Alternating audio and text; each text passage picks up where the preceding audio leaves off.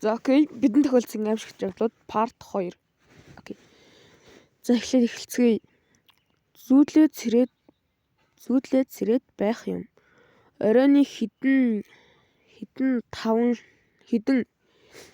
5 6 шүн зүүдлээ. За.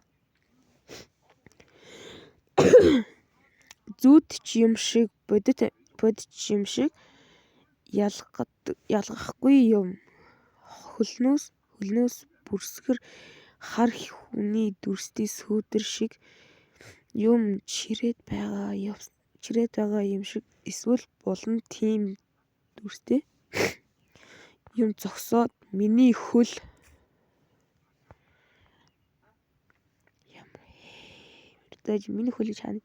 хөл дээшээ хөөрөөж байгаа юм шиг хөлөө доошлуулах гэж үзээд байгаа юм ерөөсөө доошлохгүй зүүдэлж байхад намайг тийм чих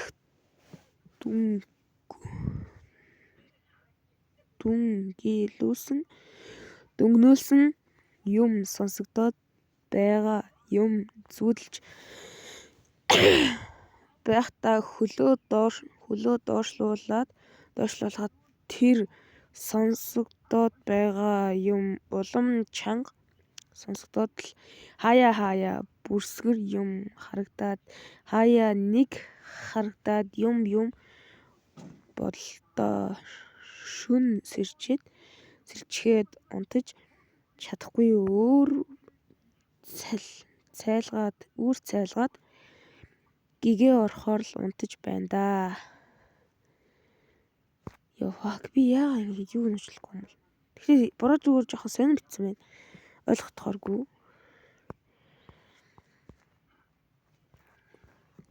Окей, за. Би та нарт нэг эвгүй түүхийг ярьж өгье. Эрт үрдийн цагт нэгэн гэр бүл хоёр хүүхэдтэйгээ амьдардаг байв. Нэг том охин. За нэг том охин гэж бас эвгүй л явуулаад дээ. За. Нөгөө охин нь баг дүү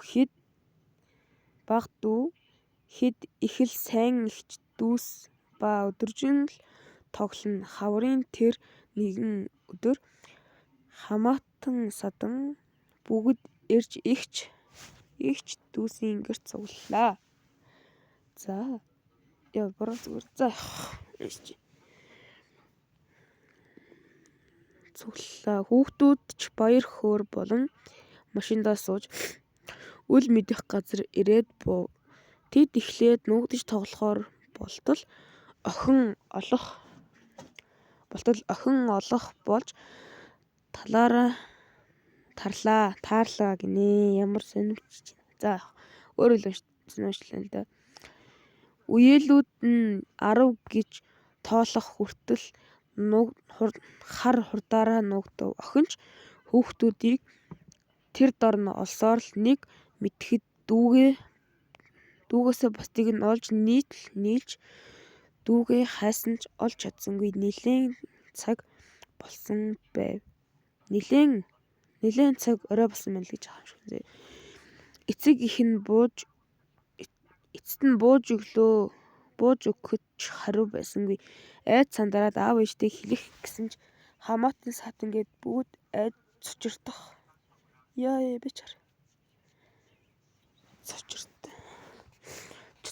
Цочирдсан байхыг харлаа. Юу болсныг асуудал ээж нь хоёр яс олдсон гээд дуугүй болох нь тэр. Учир нь энэ өдөр өвөөгийнх нь оршуулгын өдөр ба дүү нь өвөөгийнхөө авсан дотор орж нуугдаад үүнийг нь мэдлгүй цогцыг шатааж өргөчээ. Үүнээс хойш охин өөртөөгөө ярьж тоглодог болсон юм. Би нэг юм сонсч байсан байна. Түшгийг харж байгаа шүү. Түшгийн чанарыг сонсч байсан надад. Бүгд л түүнийг сэтгцтэй гэж бодно. Гэхдээ охин ганцаараа л дүүгээ харж байж Болно шүү дээ. Хэн мэдэх вэ? Эмжил радио дээр ярьсан түүх байна шүү дээ. Тийм нэрээ. Эмжил радио дээр ярьсан шүү дээ. За энэ нэг гоё ч гэх юм уу? За сүнсэн даруулдаг уу? За сүнсэн даруулах гэж нэрлэдэг юм. Сонин үзэгдэл байна. Шинжлэх ухаан нойрны саачлалт гээд тархины үйл ажлаа стресстэй холбон тайлбарладаг юм билээ. За мен ч ойлгож байна заяа. За тэгээд ихэнх хүн хар дарах гэдэг. Гэхдээ аймаар юмд хөөгдөх, өндрөөс унах, алуурчинд баригдах гэх мэтийн жинхэнэ хар дарсан зүүднээс тис өөр энэ үзэгдлийг зүгээр л стресс гэдэг. Стресс гээд өнгөрмөөргүй хачин үзэгдэл ихэвчлэн үйл явдалгүй унтаа сэрүүний хооронд тохиолддог эргэн тойрнод 100%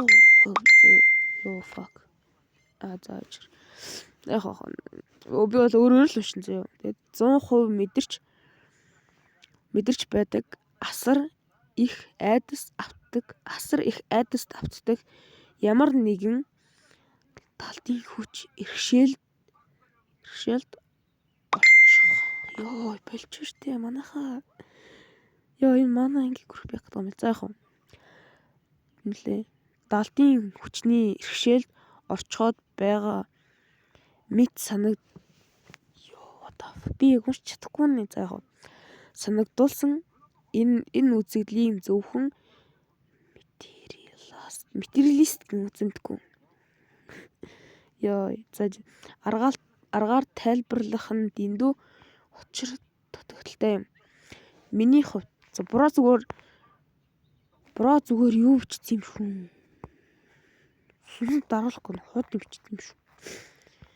Сайн байна уу? Орой минь манай ажлын хашаанд ийм юм хийгээд цэвэрлэх гэхээр сэтгэл зүйтэй хинч ойртохгүй байгаа юм. Энэ ямар учиртай зан үйл юм бол гэсэн чинь энэ юу гэсэн бэ? Миний хувцас байна гэсэн мэл үү? Миний хувцас хаахаа.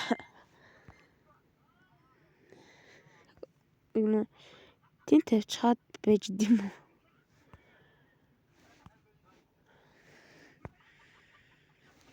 Би комментууд нь уншмаар нэг хөө. Коммент. Очоод шатаагаад үгүй хараа шиг бай. Гэсэн чи юу нэ? Шан ширээ байна штт. Шан. Окей. Байна штэ. Аваач бусдын шууд шатаа гэнэ. Юу гэсэн шан гэж юу гэсэн? За юу нэ? Намайг баг байхад эмээ өвөө дандаа ногоон дээлтэй 3 хуруутай эмээ тэр ганцхан байшинд байдаг гэж ойлгодог байсан. Өдийг хүртэл харахыг хүсч явж байгаад өнөөдөр нэг харлаа. Юнжир дулан байдیں۔ Мэд. Тэгэж тийм ч уншчлаа.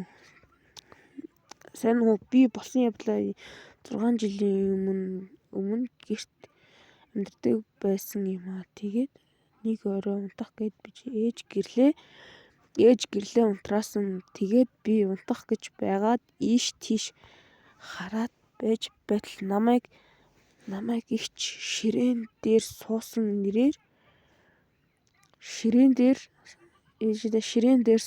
нэрээр минь дуудаж муухай харж байсан. Наа чи зөөлсөн юм тхүү. Наач танаа ихч чинь заяа. Тэгээд чамд хайртай л бол хизээч чамайг тэгж дуудахгүй юмсгаа минь ээ. Нэр тэгш үү? Тэгсэн чи үү?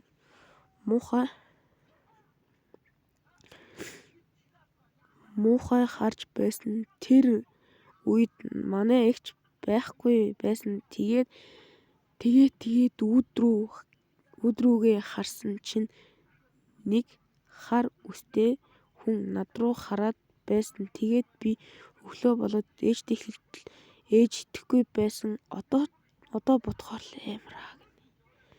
Бро зүгээр наача ихч чинь ч биш. Зүгээр л мааны болсон сүнс биш дээ миний бороо. Юу нэ? Ер нь бол сүнснээс айх хэрэг байхгүй. Чамд ч гэсэн сүнс байгаа. За бага гинэ. За чи харин мэдэх чи харин махан биетэй илүү энергитэй энержитэй гэж юм лу. Айх зүйл байхгүй гээд л өөрийгөө зөргижүүлэхэд тэгсэн яалгачгүй сүнс нь даруулаад бүр сэрж чадахгүй би хүнтэй чи намайг барахгүй шүү гэд хэсэг үзлээ. Тэгсэн бүр амьсгаа авч чаддгүй.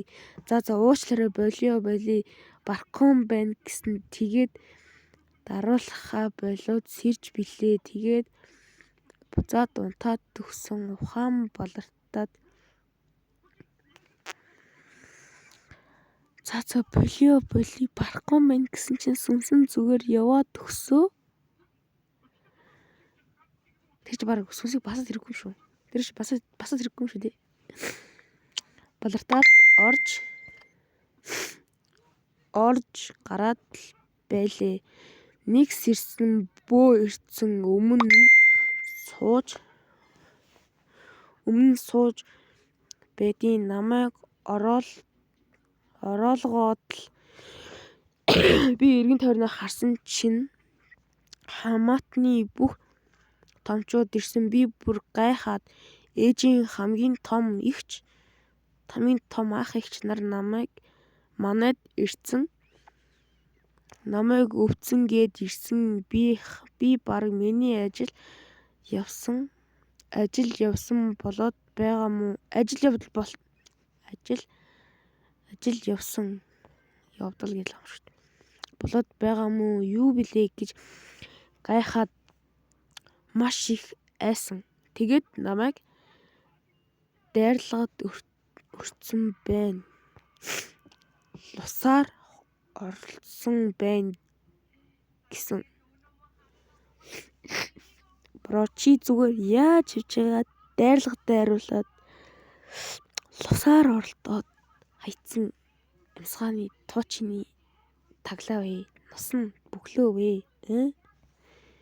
Хин гэдэг вэ? Нэр нь чалгал та. За чи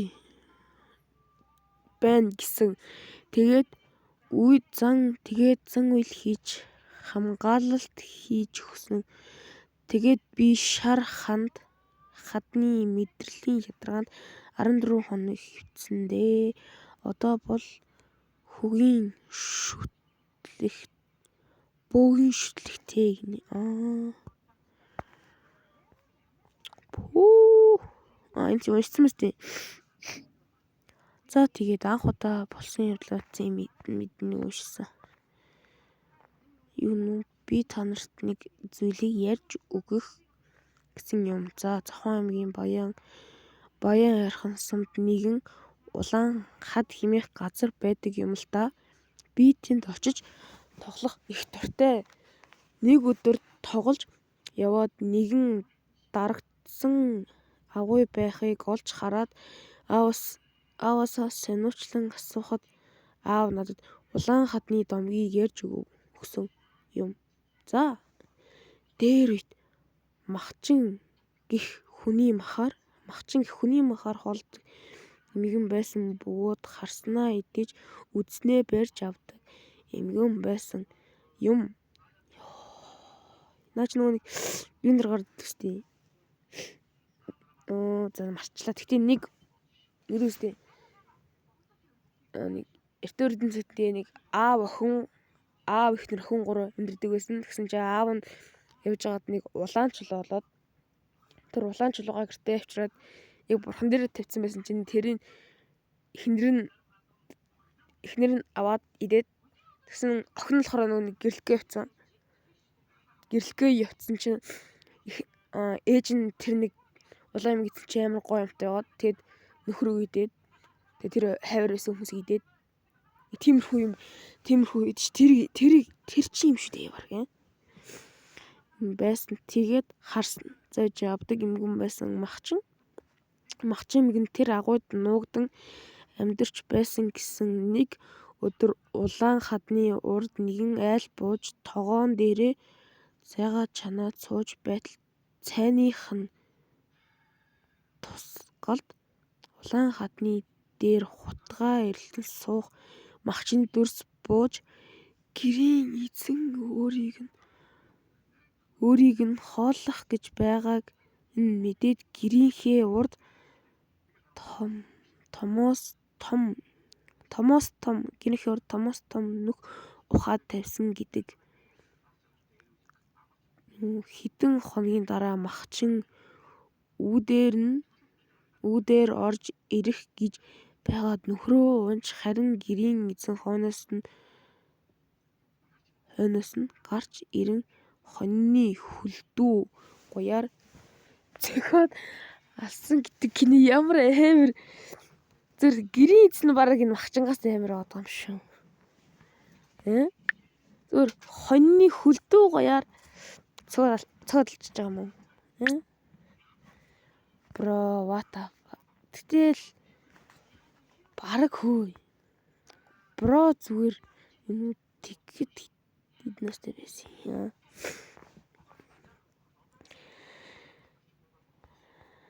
За энийг уншиж та. За бас нэг бас л жоох юм.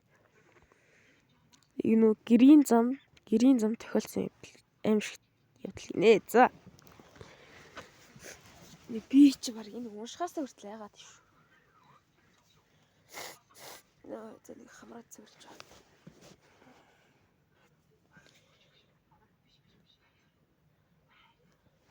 Зя одоо хэлцээ.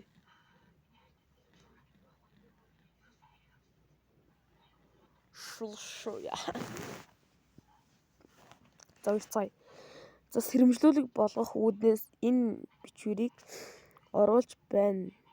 За би хээ гэж нэрлэгдэх 8 дугаар ангийн сурагч өдрийн ээлжинд сургуулаа дуусгаад орой гэр рүүгээ алхахдаг өвлийн улиралд орой нар жаргах цагт хичээл тараад ганцаараа гэрлүүгээ алхаж явдаг байсан юм. Нэг өдөр 6:50 орчим тарсан үед гэрлүүгээ алхаж яваад ард хүн дагаад яваа юм шиг санагдаж эргэн харсан чинь доголон ташаа нь хажуудаа гарчихсан ах явж байлаа. Би өөрийгөө аимшигт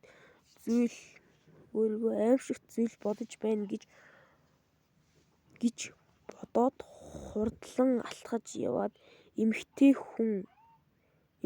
хүн болохоор илүү удаан алхаж тэр хүнээс төрүүлэн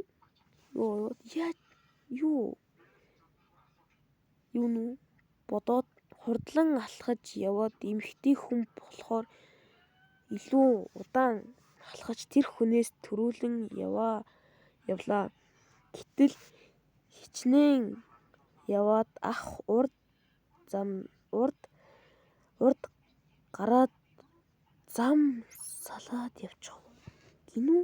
За гэвч цааш алхаж явтал гэр харагдаж эхлэх үед тэр ах дахин ард орж ирсэн аимшигт мэдрэмж орж ирээд би хурдан алхаж гүйж эхлэв. Ах минь доголон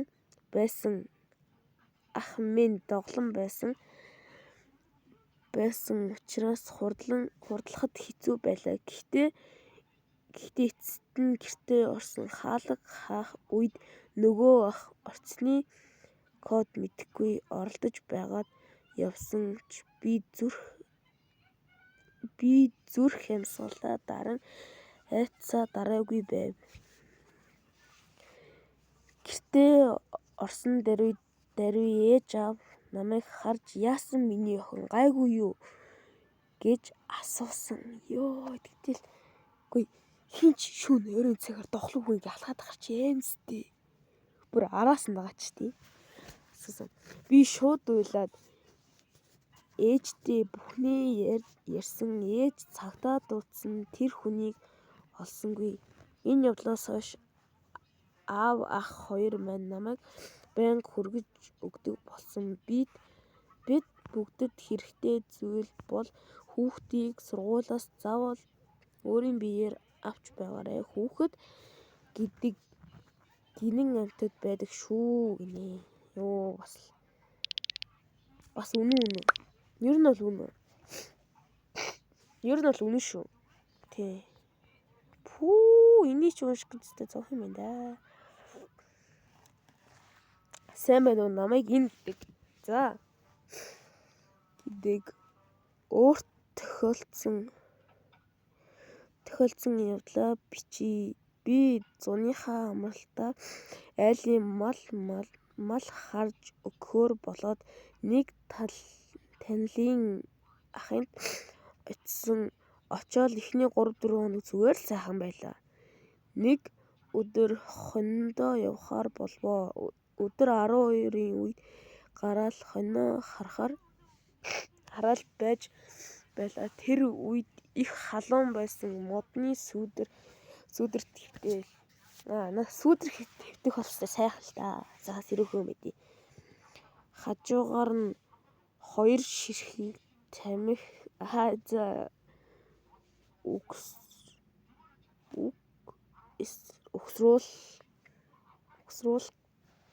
угсруулчаад хэвтээ ууг нь миний нойр огт хүрэхгүй байсан. Тэр үед яагаад ч юм амар нойр хүрээд өөрийн мэдлэгийн унтчихлаа. Нэг сэрсэн нар жаргачсан хонь маань алга болчихсон. Би тэр үед их л айсан. Хээр унтчихлаа гэд морио унаал гэрлүүгээ давхиж гарлаа. Ахынд очсон. Ах яаваа чи яагаад алга болчихов гээл баахан юм яриад байсан. Би ч тэгэл орондоо ороод шууд унтаад өгсөн. Зүүдэнд Гэтэ бро зүгээр. За энэ уншчихлаа. За. Аль дээр явчлаа. Орондоо ороод шууд унтаад өгсөн. Зүүдэнд нэг өвгөн орж ирээд намайг үхээч гээд байсан. Юу яриад байгаа юм бро? Зүгээр хониндоо явж байгаа л хэр модны сүрдэрт унтсан чинь шүн тэгэл сэрэл гэрлүүгээ ирээл шүн унтаал байжсан чинь нэг өвгөн зүүдэнд нь орсон. Үхээч гээд байсан. Би сэрий гээд сэрч чадахгүй. Их зовж байж сэрсэн. Хамаг биений хөлс цовчсон гарчсан их айж байлаа. Тэгээд унтаж чадахгүй өглөө болголоо. Өглөө ус дуусчихсан. Усанд яваад гол дээр очоод шанагаар ус авч байтал усны тусгалд нөгөө зүүдэнд байсан өвгөн яг миний ард зогсож идэв. Би үхтлээ айгаад хамаг юмаа хаяал гүйчихсэн. Нэг гэрт орж ирээд ихчээ сая болсон бүх юмаа хэллээ. Игч чи яг хаана унтсан гээд би тэр модны доор унтсан гээл хэлсэн. Игчийн царай бараагаал явцсан. Би ч игчийн царайг хараад бас айгаастай. Тэгээл игч за миний дүү гэртээ байжээ. Игч нь ямар зөрөгтэй игч вэ? Игч нь зааж хандлаа гэртээ байжээ. Игч нь тийшээ явчаад ирье гээд явсан. Би ч гэртээ ганцаараа үлдээд ах тэр үед тов орж юм авна гээд явсан байсан. Би ч дотроо их айгаал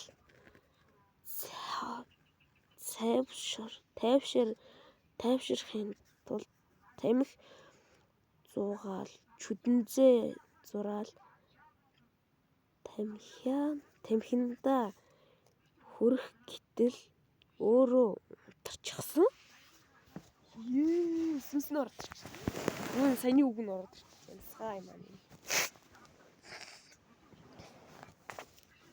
Тэгэл нэг эвгүй модны доор унтсан. Тэгээ нэг өвгний сүс гараад ирчихдэг. Энэ ямар айцгүй юмсгай. Гэтэ одоо бол гайгүй л амшгүй тий. За тэгээд унтарчихсан. Би гэрт дотор байсан ямар ч салхихгүй байхад яг хүн лээж байгаа юм шиг унтарчихсан. Би ч юм бодлоо дахиад шүдэнз зурлаа. Бас унтарчихсан. Би ч за ямар болсон ямар ч байсан айжгаа мэдэгдэж болохгүй гээд шүдэнзээ шихэд буруу хараад твтэлээ. Гэтэл игч орж ирээд за чамайг хүрээд ир гэж байна гэдгийг би хэн гэсэн хэлэхгүй намайг аваад явсан. Нэг гайд ирвээ. Гэрлүүр нь орох гэсэн нэг юм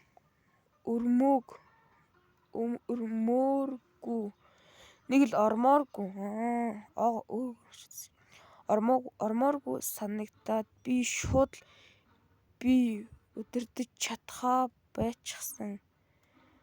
Шууд эргэж хараад гүйцэн биеэ зогсоох гэтэл болдгоо. Игч араас тэрвээд гэрлүү оруулах гад гэтэл нэг бөө ах гарч ирээд намайг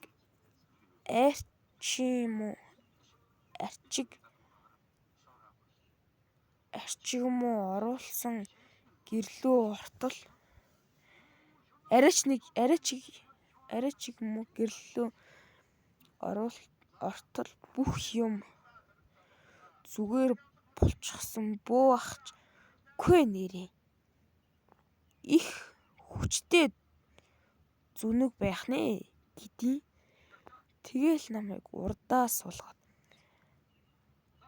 өндөг сахиусаа онгоц сахиус би зүгээр буруу уншаад онгоц сахиусын өндөг сахиус гэд. За яг онгоц сахиусаа зуудсан.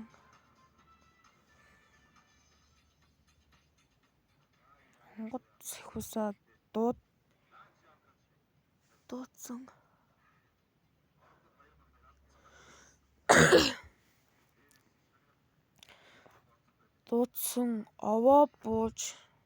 Өвөө бууж ирээд надаас юу болсныг асуусан.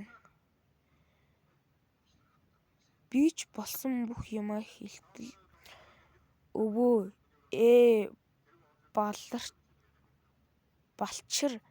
балчир минь чиний унтсан модон чинь дээхэн үед нэг манай сүмийн нэг манай сүмийн өвгөн байсан. Тэр өвгөн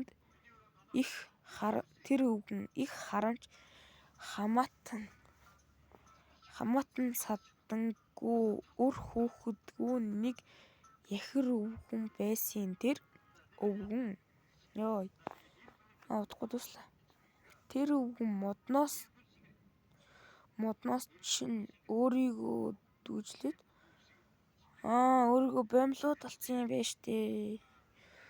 Дүүжлээд үчигсэн гэдээ би ч пал гээл явцсан. Тэр модны ойр хаваар хүн байтугай амьтанч явдаггүй юм. Гэтэл чи унтчил байдаг. Одоо тэр өвгөн дийлэхгүй чамаас л салгаж чадна гэсэн. Тэгэл хингэргээ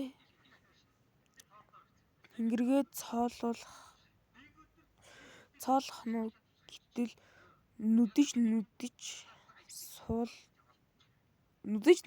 дуусаад за би чамаас арай хийж салгалаа. Одоо чи шууд энэ газраас явж гэртээ харь гэсэн.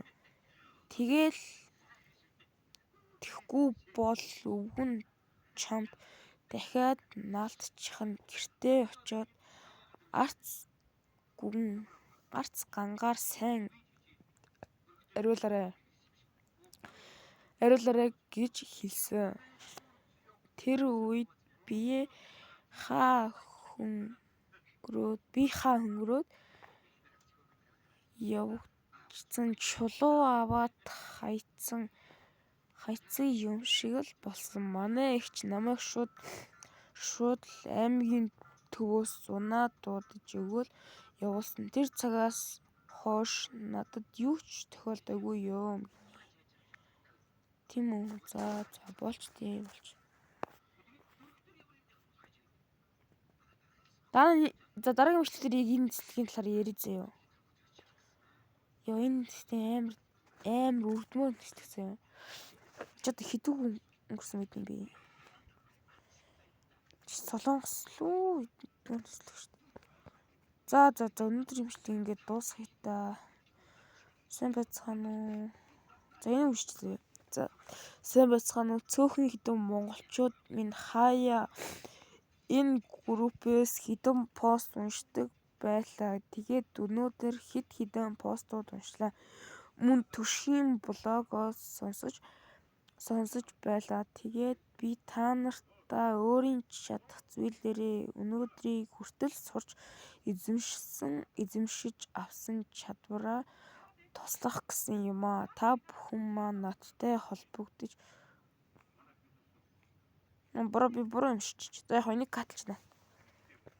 За юу чи сайн байцгаана уу? Би өөр тохиолдсон аимшиг төхөө ярих гэсэн юм 100 харанхуй болж байхад би найзтайгаа краш орсон юм л да. Тэр үе жоохон дэггүй би айлгаад их сүрхий. Тэгээд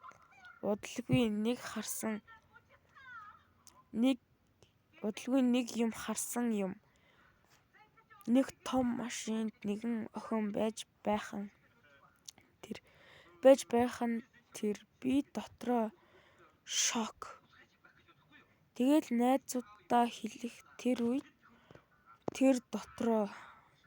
тэр дороо цогцсон. Ээжтэй хэлэх тийшээ дахиж битгий ор.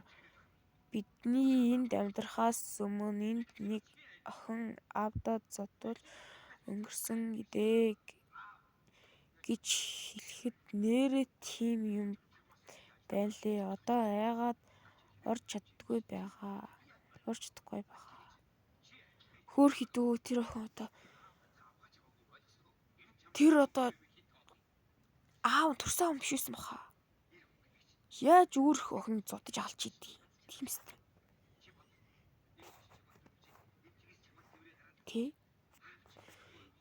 Гэсэн чи энэ групп түшиг ах байдаг билүү гэсэн чи. За.